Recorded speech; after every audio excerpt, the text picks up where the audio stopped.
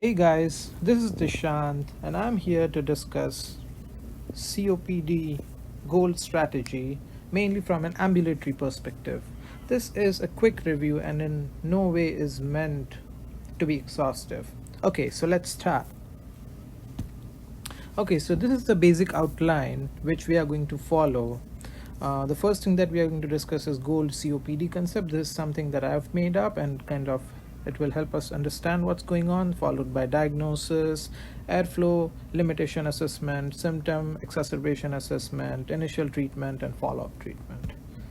Okay, so this is the concept that I want you to understand. So whenever we think about COPD from goal strategy, think of it under two headings: symptoms and exacerbations. So symptoms, main two symptoms will be dyspnea and exercise tolerance. And exacerbations we need to understand under two main headings: frequency and severity. Why is this important? Because the initial treatment of COPD is going to depend on these two main factors, and so is treatment escalation de-escalation. And our ultimate goal, treatment goal of COPD is also to treat and control these two things like symptoms and exacerbations. That's why it's always easier to understand COPD under these two headings. Okay, going on. So we are done with the COPD concept. Diagnosis. As we all know, COPD diagnosis is confirmed on spirometry. So spirometry is required for confirmation of diagnosis.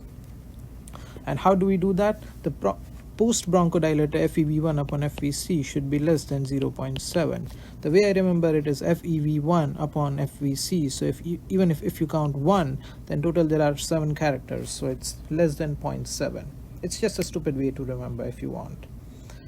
Followed by this, the next thing we do is assessment of airflow limitation. And we do this by looking at FEV1 only, not FEV1 upon FVC as compared to here. These two things are different. Followed by assessment of symptoms and exacerbations, the two components that we already talked about. Okay, coming to airflow limitation. So as I already discussed, once we diagnose the patient with COPD by FEV1 upon FVC, next we go on to classify them on the basis of airflow limitation severity, and for this we use grades 1, 2, 3, 4. Mind, these are all numbers 1, 2, 3, 4, and we categorize it from mild, moderate, severe, and very severe based on FEV1. So FEV1 80%, 50 to 80%, more than 80%, 50 to 80%, 30 to 50%, and less than 30% respectively. And the way I remember these numbers is 3 plus 5 is equal to 8. You may or may not want to use this. So if you divide it like this, so this is basically grade 1, 2, 3, and 4. So 30, 50, 80. Okay, going on. So once we have diagnosed it and we have assessed the airflow limitation, the next we assess symptom and exacerbations, and we use multiple different methods, one of them being modified Medical Research Council dyspnea scale. This takes into account mostly dyspnea. As I already told you, when we talk about symptoms, dyspnea and exercise tolerance are the two main things that we usually talk about apart from other things. So this mainly looks at dyspnea. And the second is COPD assessment tool or CAT assessment. This takes into account other things like cough, phlegm, exercise tolerance, and things like that. This is more exhaustive, and this I would say is more practical. It's very easy. Okay, and you can refer this by using MDCalc, or anyway you can just Google it and this will come up. Okay, so recap. So what have we discussed so far? So far we have discussed that COPD is diagnosed once we talked about the concept of COPD, which comprises of symptoms and exacerbations. Next is we diagnose it by spirometry. After that we assess the airflow limitation, and after that we assess symptoms and risk factors. Okay, so let's talk about assessment of symptoms and risk factors. Risk exacerbation, I'm sorry. So talking about symptoms, we already talked about MMRC scale and CAT assessment tool.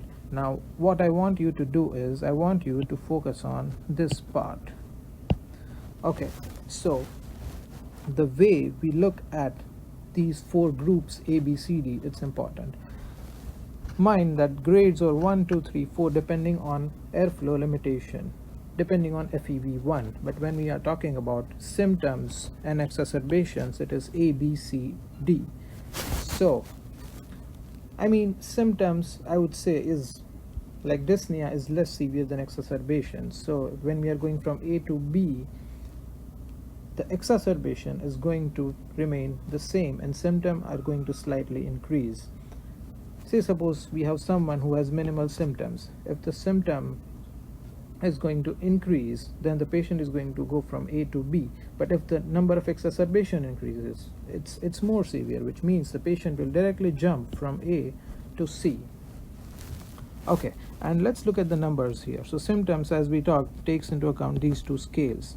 Now if you look at this, then MMRC greater than 2 and number of exacerbations more than 2. These are the two factors that take the patient to the next group, like from, so C and D have more than or equal to 2 exacerbations, and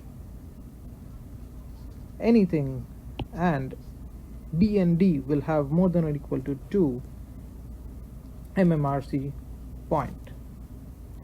And one more thing to remember is that number of hospitalizations. So even if the patient has one hospital admission, you directly go to C and D. That is the more severe forms. Okay. Initial treatment. As for everything else, the initial treatment is going to be two different things: non-pharmacologic and pharmacologic. Non-pharmacologic treatment, COPD. Of course, smoking cessation, I cannot overemphasize this. Smoking cessation is one of the most important things that we can do to help our patients. Vaccination, influenza, pneumococcal, which is going to reduce the risk of lower respiratory tract infections. Pulmonary rehab. So pulmonary rehab is useful mainly for, we use this only for gold B to D. We don't use this for A. Oxygen supplementation. Oxygen supplementation is used for patients with PaO2 less than 55 or saturation of less than 88%, or PaO2 between 55 and 60 in patients with right heart failure and erythrocytosis. Non-invasive ventilation is used in patients with hypercapnia and history of acute respiratory failure leading to hospitalization. Surgery is used mainly in patients who are refractory to medical treatment, and when nothing else works, we provide the patient with palliative care. Coming to pharmacologic treatment. Pharmacologic treatment can be divided into three broad categories: bronchodilators, anti-inflammatory, and others. Others include things like alpha-1 antitrypsin, that is beyond the scope of this discussion. Bronchodilators, LAMA and SAMA, SABA, LABA, and theophylline. Theophylline is rarely or never used, so let's just forget about it. LAMA, long-acting muscarinic antagonist. SABA, short-acting muscarinic antagonist. LABA, long-acting beta agonist, and SABA, short-acting beta agonist. We'll discuss more about these in a second. Coming to anti-inflammatory, ICS. Just remember, I haven't used the word steroids. The thing that I've used is ICS, inhaled corticosteroids. Second is PDE4 inhibitors like roflumilast. This is mainly used in patients with FEV1 less than 50% and chronic bronchitis. Azithromycin. Azithromycin decreases the exacerbation if used for 1 year, but mind well, it also increases antibiotic resistance, also causes QT prolongation and hearing impairment.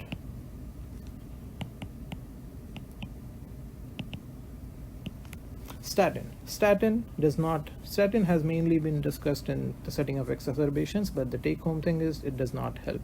Mind well, if we are using statin for like cardiovascular risk factors, then it might have some modest benefits, but we do not use statin mainly for this purpose.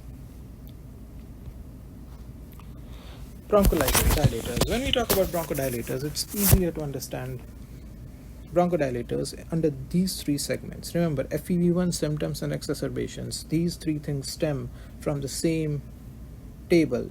So FEV1, symptoms, and exacerbations. Which table? I'm talking about this table. So FEV1 is here, and symptoms and exacerbations are here. So we are looking at these two parts of this same table. So short-acting bronchodilators do not help decrease exacerbations, but long-acting bronchodilators do that. And long-acting actually help under all three domains: FEV1, symptoms, and exacerbations. And also, just to recap, symptoms and exacerbations are the two parts of the COPD concept that we were just talking about. Okay, coming to bronchodilators. So inhaled are considered better than oral. Technique assessment. Technique assessment is extremely important. Technique assessment in use of bronchodilators is as important as smoking cessation in oral treatment of COPD. Both are extremely important, but we kind of tend to forget it. Okay, combination of LAMA and LABA are better than either used alone. Combination of SABA and SAMA are better than either used alone. And when I'm talking about long-acting bronchodilators, I'm talking about all three domains: FEV1, symptoms, and exacerbation. And short-acting, I'm talking about only two domains: FEV1 and symptoms, and not about exacerbations, right? Because they do not decrease exacerbation. Exacerbation control mainly done by long-acting, but LAMA, muscarinic antagonists, are considered better than beta agonist. And the way we can remember this is, during our basic sciences classes, we used to study that beta agonists mainly help in asthma and muscarinic antagonists mainly help in patients with COPD. So we are talking about COPD, so muscarinic antagonists are better. Okay, we never ever use short-acting bronchodilators except a couple of situations. First being mild dyspnea. Now this might be a possibility in goal A, but not always, in the sense that if it's goal A, it is not mandatory that we use only short-acting bronchodilator. We may also use long-acting. And second is symptom control for a patient who is already on long-acting bronchodilators. Coming to inhaled corticosteroids. Before that, we never use long-term oral steroids. We never use ICS monotherapy. We always use ICS with LABA. And the use of inhaled corticosteroids is mainly to reduce exacerbations. Okay, so inhaled corticosteroids is used mainly to reduce exacerbations. So we never use ICS plus LAMA alone. This combination is never used. We always use ICS plus LABA, and once we use this, we may or may not add LAMA. And there is also evidence that proves that triple therapy, so LABA plus LAMA plus ICS is better than dual therapy or monotherapy. Okay, and you see here that the third combination is not possible, LAMA plus ICS, because we don't use it. So the only two possible combinations are LABA plus ICS and LABA plus LAMA. Coming to ICS. Okay, so ICS, as I already talked about, is mainly used for exacerbations. And when we talk about severity of exacerbations, we also talk about hospitalization. So in history of hospitalizations and exacerbations, we use ICS. More than or equal to 2 moderate exacerbations. Remember, we talked about this when we go to group C and D, is when the exacerbations are more than or equal to 2. Also, the blood eosinophil level roughly correlates with the steroid use, in the sense that if the blood eosinophils are higher in any patient, then ICS will be better. And if the blood eosinophils are very low, for example less than 100 right here, and that kind of precludes the use of ICS. Also, it can cause pneumonia, so we do not use patients in whom we have repeated pneumonia events or history of mycobacterial infection. Okay, coming back to this table of COPD gold strategy: Group A, Group B, Group C, and Group D. Now these numbers might seem a little more familiar, right? We discussed about MMRC more than 2, exacerbations more than 2, and even 1 hospitalization. So when we talk about even 1 hospitalization or more than or equal to 2 moderate exacerbations, we directly go to Group C and D. And when we are talking about MMRC more than 2 or CAT more than or equal to 10, we go to Group B and D. So talking about Group A, we can use any bronchodilator. It may be short acting or long acting. When the patient's symptom increases but the exacerbations remain same, the patient will go from Group A to Group B. Now Group A to Group B, we can use either LABA or LAMA. Why? Because LAMA is better than LABA for exacerbations, but here the number of exacerbations has not changed, it has remained the same. Now when we go from Group B to Group C or Group A to Group C directly, that means the number of exacerbations have increased and we are mainly working on exacerbations, so we'll have to use a LAMA. And when we go from Group C to Group D, which means same exacerbations but more symptoms, so for symptom control we usually add LABA,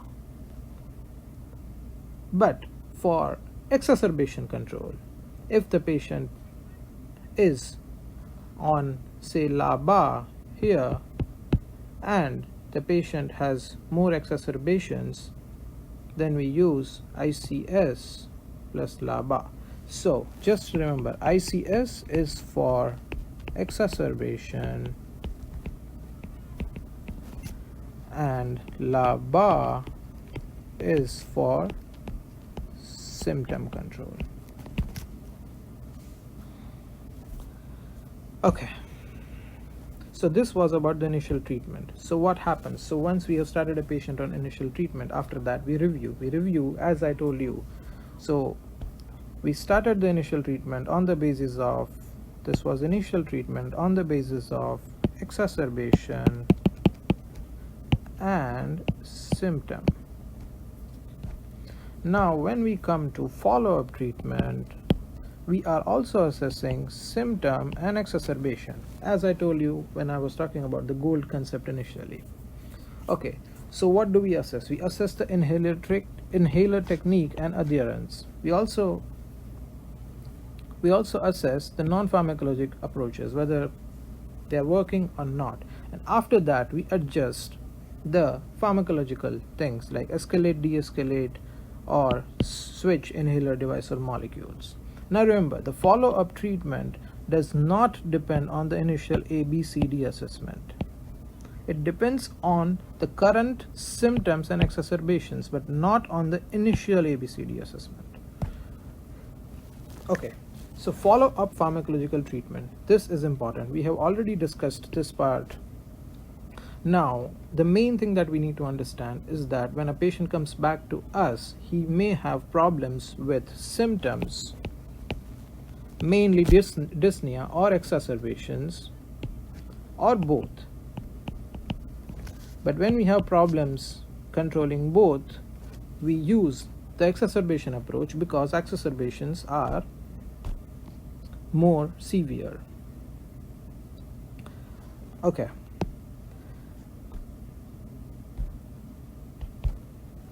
So when a patient has dyspnea uncontrolled symptoms and the patient was initially on LABA or LAMA, we do a combination therapy, and we do not need to add steroids because steroids are just for exacerbations, and this person's main problem is dyspnea. Coming to this side, the right side, exacerbations, when the patient is either on LABA or LAMA, we consider adding steroids, and steroids are most going to be useful for patient in whom eosinophils are on the higher side. Or we increase and we make a dual agent LABA and LAMA. When the dual agent, the exacerbations are not under control and the eosinophils are less than 100, that means steroids won't be helpful. So we go to roflumilast and azithromycin. In former smokers, azithromycin may be more useful, and roflumilast may be useful in FEV1 less than 50% and chronic bronchitis. But if the eosinophil are more than 100%, that means ICS might be useful. So we go from dual therapy to triple therapy. And also from triple therapy, if the patient's exacerbations are not controlled on triple therapy, then we go to roflumilast and azithromycin. So remember, these two things and steroids is there only for exacerbations. Now, why is this appearing on the dyspnea side? It's appearing on the dyspnea side because initially the patient's problem might have been exacerbations, or patient might have been incorrectly started on steroids. So we should always remember and de-escalate whenever possible, or if there is lack of response to ICS. Okay, so we are done through all the topics that we mainly wanted to discuss, and this is mainly my take-home message, that whenever we're talking about COPD, we should think in terms of symptoms and exacerbations. If we know that, then we will be able to build rest of the concepts around it. And there's one more thing that I wanted to talk about is inhaler technique. So let's watch a small video so that this inhaler technique concept is going to stick in our minds how important it is. My asthma. They said they'd fix it, but it didn't make any difference at all. Well, sometimes doctors make mistakes. Anna, you need to try twice as hard to fix them. Are you using your inhaler? All the time. Go through one a week. You sure you're using it right? Do I look like an idiot? No. Why don't you show me how your inhaler works?